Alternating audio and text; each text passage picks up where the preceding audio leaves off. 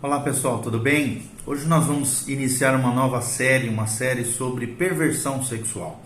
Você vai entender nesse primeiro momento uma palavra introdutória sobre como é que Deus vê o sexo e quais são as mentiras diabólicas com relação à sexualidade humana, ao sexo. Abra a palavra de Deus comigo em 1 Tessalonicenses 4, a partir do versículo 2.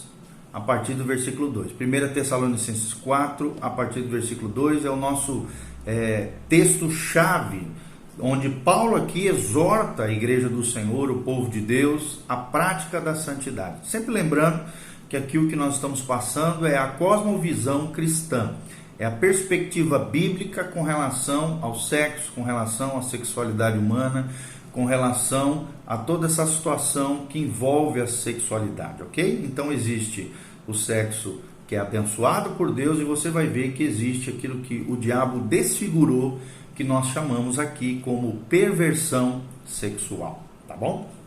Então olha o que diz a palavra de Deus. Porque estáis inteirados de quantas instruções vos demos da parte de Jesus Cristo. Ou seja, são instruções que Jesus deu ao apóstolo Paulo. Versículo 3, pois esta é a vontade de Deus, a vossa santificação, que vos abstenhais da prostituição, em outras versões diz imoralidade sexual, e aqui engloba tudo isso que nós vamos falar, masturbação, homossexualismo, fornicação, adultério, bestialidade, todas as anomalias sexuais fora do contexto do casamento. No casamento, nós vamos ver, é abençoado, mas fora do casamento, em todos esses comportamentos anormais, e existem muitos mais, nós teríamos que ter vários vídeos para falar acerca deles, mas nós vamos tratar dos principais, das principais perversões sexuais. E a Bíblia nos diz, pois esta é a vontade de Deus, o quê? A nossa santificação, a vossa santificação, que vos abstenhais da imoralidade sexual ou prostituição. No grego aqui, porneia. A palavra porneia significa relação sexual ilícita, e aí envolve adultério, como eu falei, fornicação, homossexualismo, lesbianismo, relação sexual com animais e toda sorte de impureza que se origina num coração corrompido ou na idolatria, que era muito comum na antiguidade oferecer sacrifícios, aos ídolos e oferecer sexo ilícito diante dos falsos deuses, conforme a tradução original da palavra porneia aqui no grego, traduzido para nós em algumas versões como prostituição, outros como imoralidade no versículo 3. Versículo 4, que cada um de vós saiba possuir o próprio corpo em santificação e honra, não com o desejo de lascívia. E lascívia é interessante. Lascívia significa epitomia. Vem da palavra grega epitomia, que significa desejo, anelo, anseio, desejo por aquilo que é proibido ou luxúria, tá?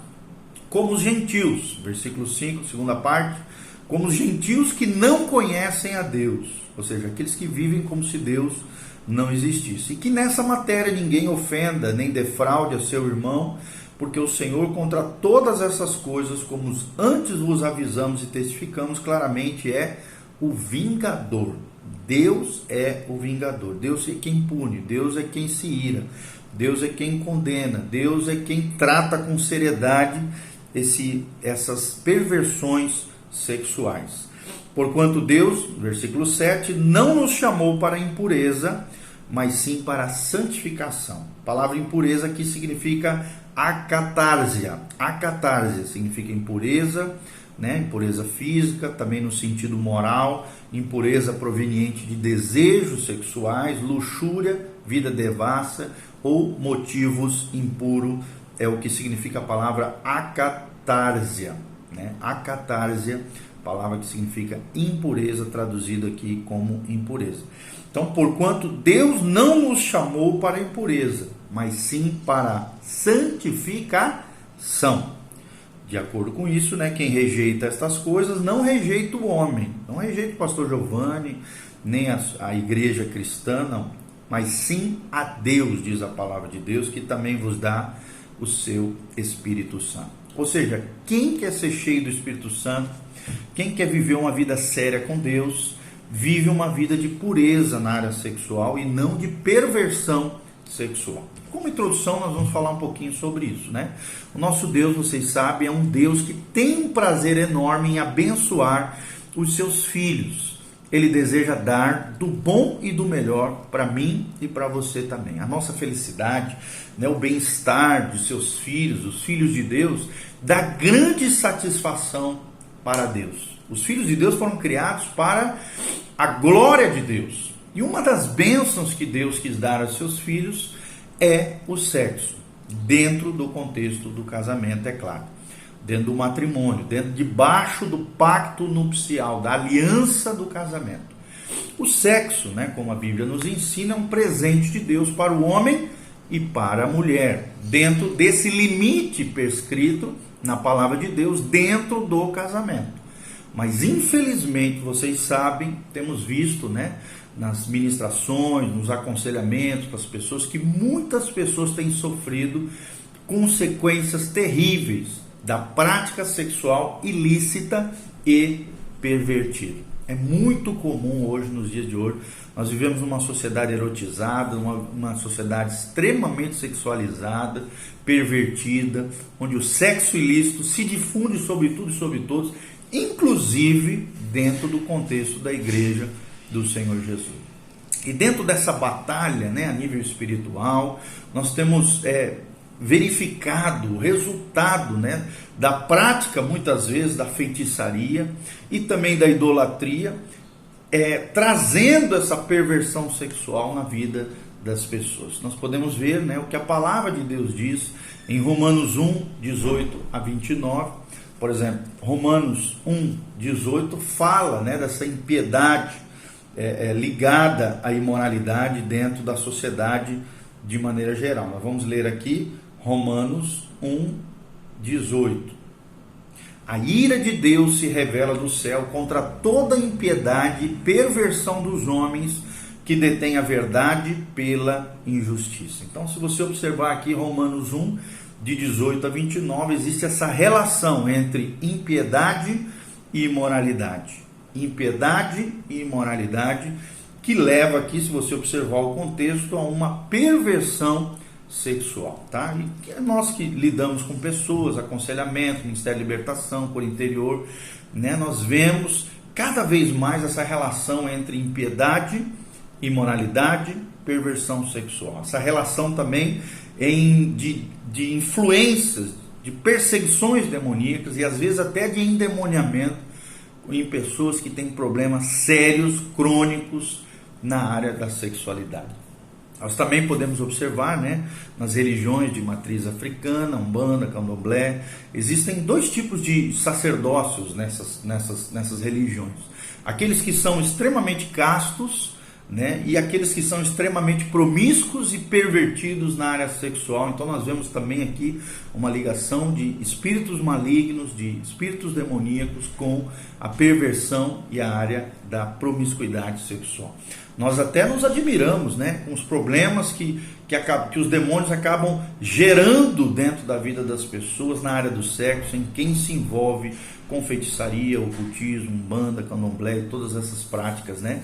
Perversão é isso, querido. Perversão é sexo ilícito, ou seja, sexo dentro de um contexto proibido por Deus, de acordo com o padrão bíblico. Lembrando que aqui é a cosmovisão cristã, evangélica, mais do que evangélica, protestante, bíblica, como nós lemos aqui na palavra de Deus. Esta é a vontade de Deus. Qual é a vontade de Deus para você, para mim?